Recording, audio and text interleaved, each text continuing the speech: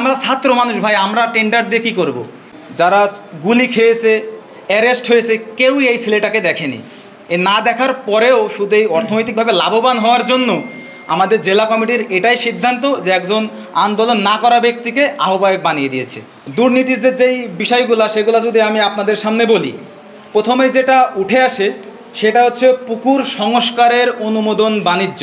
সেটা সর্বপ্রথম সাইদুর সাহেব আমাকে বলেছিল এই বাণিজ্য আপনিও করতে পারেন। একটা পুকুর সংস্কারের অনুমোদন জেলা থেকে করিয়ে দিতে 1.5 থেকে 2 লক্ষ টাকা লাগে। যে কোনো একজন মানুষের যদি বলে যে বাবা আমার পুকুরটা আমি সংস্কার করবো, তুমি একটু অনুমোদন এনে দাও, তোমাকে 2 লক্ষ টাকা দেবো। এখানে 50 তারা 50 এরা, সিস্টেম এরকম ভাই। এটাতে আমি একমত পোষণ করিনি। দ্বিতীয়ত জিআর চাউলের বাণিজ্য, যেটা নিয়ে আমাদের বর্তমান আহ্বায়ক অনেকটা কন্ট্রোভার্সির মুখে।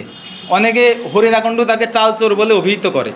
আমাদের মহেশপুর থেকে বেশ কয়েকটা আবেদন জমা পড়েছিল ছাত্রদের পক্ষ থেকে, কিন্তু এই আবেদনগুলো সাইদুর এবং হুরায়রা অ্যাপ্রুভ না করলে অ্যাপ্রুভ হয় না। ওই রানা নামের ছেলেটা আমার কাছে যতটুকু তথ্য আছে পিআই অফিস থেকে রামচন্দ্রপুর যেই মসজিদ আছে সেই মসজিদ নাম করে 1,13,000 টাকা নিয়েছে, মানে জিআর চাউলের বাবদ, যে ইফতার মাহফিলের আয়োজন করবে, অথচ সেটা করেনি। এবং এই টাকাটার হিসাব আমরা চাচ্ছি। All time Roma. Taste it, love it. আবেদন বরাবর জেলা প্রশাসক গরিব, অসহায় ও দুস্থ মানুষের মাঝে ঈদ উপহার আর্থিক সহযোগিতা প্রদানের জন্য আর্থিক সহায়তা চেয়ে আবেদন। আমি বারবার বলছি এগুলো অ্যাপ্রুভ বা সুপারিশ করে সাইদুর এবং হুরায়রা। এখানে একটা ছেলের নাম আছে জাহিদ হাসান, সভাপতি আলোর প্রতীক।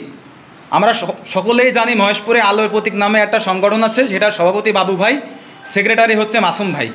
তা এখানে এই ভদ্রলোকটা সভাপতি হয়ে যায় কী করে আলোর প্রতীকের? এখানে 12 জন আবেদন করেছে। 12 জনের নাম যদি আমি পর্যায়ক্রমে বলি, একদম ওই গ্রুপের মানুষ। একজন আছে সাজ্জাদ হোসেন, একতা স্পোর্টিং ক্লাব, মানে নিজেরা ক্লাব বানিয়ে সভাপতি সেজে আবেদন করেছে। 12টা আবেদনের ভেতরে 3-4টা অ্যাপ্রুভ হইলে 2 লক্ষ 2.5 লক্ষ টাকা। পার্টনারে বালির কারবার। আপনারা জানেন যে বিগত 2-3 মাস 6 মাস আগেও বালির প্রচুর একটা কারবার ছিল আমাদের মহেশপুর উপজেলায়। এই ছেলেটা পার্টনার হয়ে বিভিন্ন মানুষের সাথে বালির বিজনেস করেছে।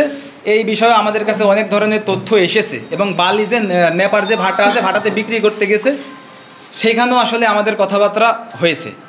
দুর্নীতির কথা আমাদের এই পর্যন্তই। যতগুলো তথ্য প্রমাণ আছে আপনারা চাইলে এগুলা আপনারা নিয়ে যেতে পারেন। এবং আরও 2টা মোস্ট ইম্পর্টেন্ট যেই 2টা কথা আমি বলতে ভুলে গেলাম, যে আমার সদস্য সচিব আজ থেকে 10-12 দিন আগে আমার 10-12 দিন কি 7-8 দিন আগে আমার পৌরসভাতে আসছিল, ইঞ্জিনিয়ারকে চাপ দিয়েছিল তাদেরকে যাতে টেন্ডার দেওয়া হয়।